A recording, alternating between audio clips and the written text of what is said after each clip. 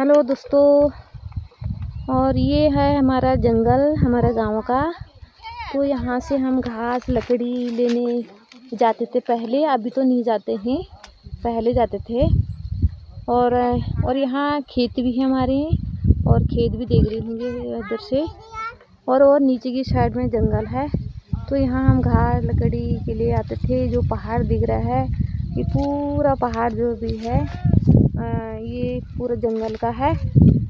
तो यहाँ से हम घास लकड़ी के लिए काफ़ी लोग आते थे।